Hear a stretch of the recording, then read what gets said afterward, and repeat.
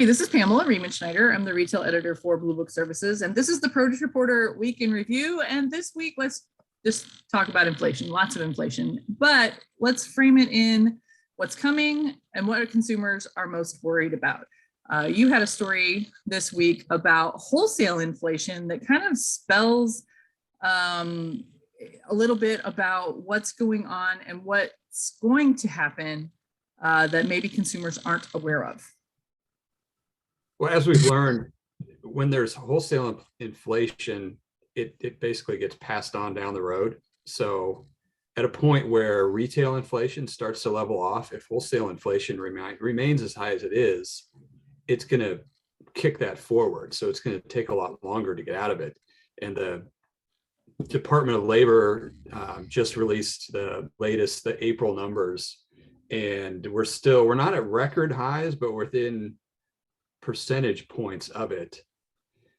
So we're still in a really bad shape. And if you just drill down to the wholesale level of fresh produce, they have two produce categories. One is fresh fruits and melons, which is up 17% year over year in April, and still increased 8.5% from March to April. And then fresh and dried vegetables up 45% year over year in April. But it did actually fall from March to April 26%. I don't think that fall necessarily means it's not seasonally adjusted, and that matters a lot in produce. But year over year, I think is still important. And at the wholesale level, those numbers are still huge, and that reflects what we're seeing with input costs, supply chain. I mean, we have had some stories about the fertilizer problem, but that's coming down the road. We're nowhere near getting to the end of this. No, we're not getting to the end of this, and consumers are paying attention and reacting. We had the most recent retail produce sales numbers from the International Fresh Produce Association's reports, and Anna Marie puts that together every month. And we had a little bit of difference in there because of the later Easter holiday. It got pushed into the next month. So it kind of messed with numbers just a little bit, but there were a couple of key findings that she pulled out that I really thought were important. One of them was a consumer engagement panel by the National Retail Federation, and it showed that people are really getting back to pre-pandemic levels of wanting to celebrate, wanting to dine out, wanting to get back to normal, whatever that normal is for their families. And they're spending they've pulled back on things that I think is good news for those of us in food. They're pulling back on decorations and gifts, clothing, tchotchkes, basically stuff that they don't need, but not necessarily pulling back on food purchases. So for all of those holidays we talk about, let's think about, how we can celebrate these things without buying a bunch of decorations for it, I guess. So it shows that consumers are pulling back on non-essentials, tightening their belts, but as you've said many times before, people still got to eat.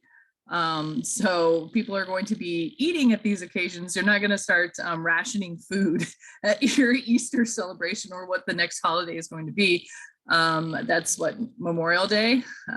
So I think that retailers will probably be selling plenty of hot dogs, perhaps not as many lobster tails as we go with. One of the stats in there, I wonder what you thought about. It said more than half of consumers, 51%, are now stocking up on certain items.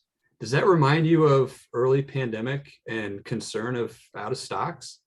Well, I mean, if you are a parent of young children and are part of young children parenting boards online or anything like that, that you are painfully aware of what's going on with the formula market right now. And I believe that the scarcity of that, which is due to manufacturing issues, a recall, tariffs on imported formulas, a lot of different things are going on there. And the fact that FDA problems as well, which we have studied in its effect on the food. I mean, the food market and produce. I read they haven't opened up a plant that's been closed for 3 months. Yeah, it's because the plant didn't maintain itself and kept getting dinged by FDA inspections, and they never made them fix anything. And now they actually have to fix the problem that caused an outbreak that killed a couple of babies. I mean, so this is all really important stuff, but it shows that food is not as important to the FDA as perhaps the DA part of the FDA. And it's an ongoing problem. And I'm glad that the produce industry is digging in its heels and, speaking up, because this is an issue and it's causing real panic among consumers. And I got to, people with young families are looking at this, and I'm sure that it is affecting other parts of their lives. A lot of experts that I've seen out there talking about how the pandemic is going to affect the supply chain going forward have pointed toward, it's not an immediate March 2020 problem that we've got to worry about. It's going to be longer term problems. If you look at the shipping maps of how many container ships are stalled outside of Chinese ports, waiting to get in and out of there, people are starting to get a little worried about the longer term effects of this. So to see that people are stocking up is not surprising. From a produce point of view, I mean, we are a little more insulated from that because we are seasonal, and we are immediate. But I see a whole lot of those. I don't know, your TikTok feed starts to show you weird stuff after a while, and just you kind of dangle it out there. I see a lot of home canners canning things that I would not have been interested in, but they're talking about stocking up on in-season produce and canning yourself, and also canning flour, which I didn't know you could do, but apparently it stays good for 20 years if you do that. I don't know about that, but consumers are concerned. And then they are seeing visible evidence at the stores of empty shelves of what is a absolute essential for many, many families out there in the formula market. I am sure that is causing just some real panic in your mind about what about everything else that I need. So the stocking up thing, I think, is going to continue, and people are nervous about what's in the store. Yeah, and it doesn't seem to be causing a panic among the people pulling the levers. No, although that seems like they're trying to do a few things, but no, it's not. It hasn't all of a sudden they haven't decided to go ahead and open up the tariffs, for example, on imported formula. I mean, neither of us is an expert on that. This is just what I'm observing as I'm seeing this play out in social media. But as far as it relates to produce, I'm not seeing a ton of, people stocking up on fruits and vegetables, but we are seeing more expensive fruits and vegetables. We talked about this last week. I mean, avocados are like $9 a bag at Costco now. And we are not very sensitive to the price of avocados, but there's going to hit a point where maybe I will be. And a lot of consumers are probably already there. Yeah, every household has their own price points on certain items. I know I do across the board. I mean, some things are relatively inelastic, but some things you go, if it's twice as much, I'm not buying it, or I'm buying half as much.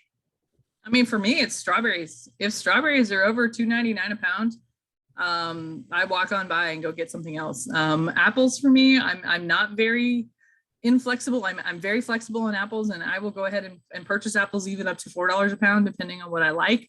But I'm a outlier. I've actually done pricing polls amongst consumers and talked about what's the most you'll pay per pound for a fruit or vegetable. And I think most people, for most items, it was $2.99 a pound was their top on a lot of things, and that's like across the board. And so a lot of things in the produce department are less than $1 a pound, like potatoes. And other things. Would you pay $2.99 a pound for onions? Are we going to get to that point?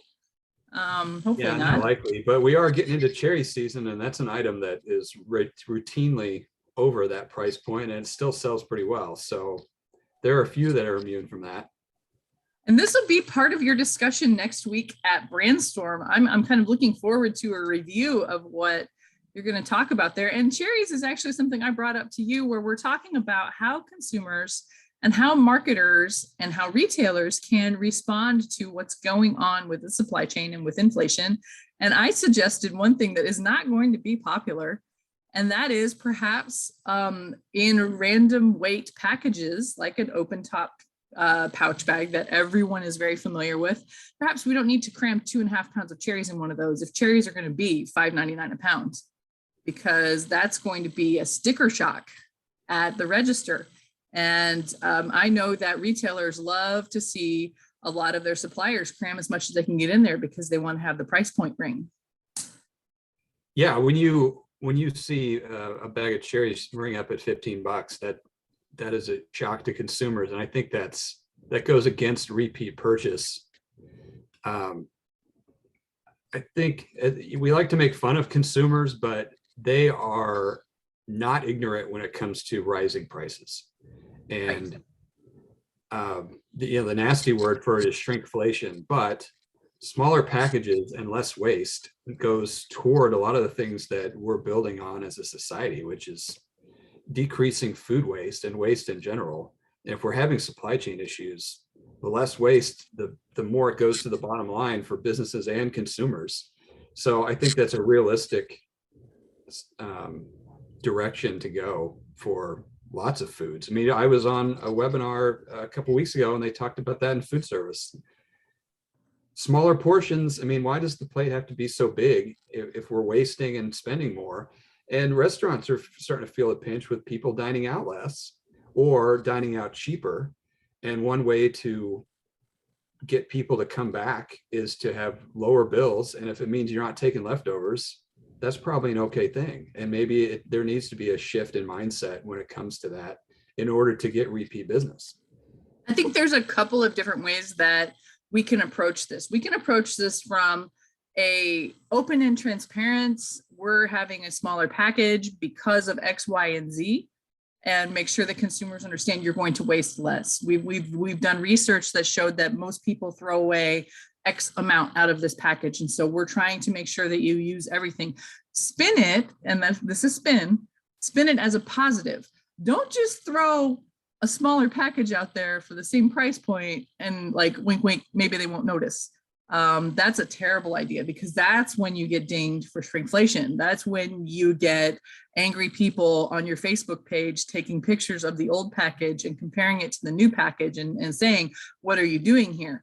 When we talk about random weight produce, however, like the cherries, grapes, things like that in the pouch bags, when someone rings up a $15, $20 bag of cherries, for them, retailers right now, I think, really need to worry about value perception. And am I the most value for the dollar that consumers are spending with me? And if they get up to their cash register, and I've done this, I've been embarrassed by the amount of cherries that I've had before. And do you walk of shame? Like, hey, can you take that back because I can't afford that this week, or that's going to go over my grocery budget? Or do you just eat it and not worry about it? And maybe next time you don't get cherries because it rang up for $20. Well, So the consumer feels the sting, and the quickest way to appeal to the consumer is what's in it for them. And if it's lower prices during inflation, that's meaningful. Yeah, that's meaningful. And that is where we have to explain it. And here's why we're doing it. And we're doing this for you as a service, and not we're sneaking it by, hoping you won't notice that you're getting less for the money. Because random weight, you're not actually getting less for the money. You're just getting fewer cherries in your package. And anyone can stand in the produce department and bag their own on a random weight thing. But oftentimes you just like the convenience of the grab and go. And for a long time, when things were going great and we weren't worried about inflation, it was awesome to see that extra half pound of go home with somebody and it not be a big deal. But it might be a big deal this year. And I think people really need to evaluate their strategy on that. I agree. All right. Well, I mean, sorry to be a bummer about inflation this week, but it's really top of mind. We had so many stories come across for the Produce Reporter newsletter that you need to go check out. And if you are not getting the Produce Reporter newsletter twice a day, you need to go to producebluebook.com and catch up and sign up. See you later.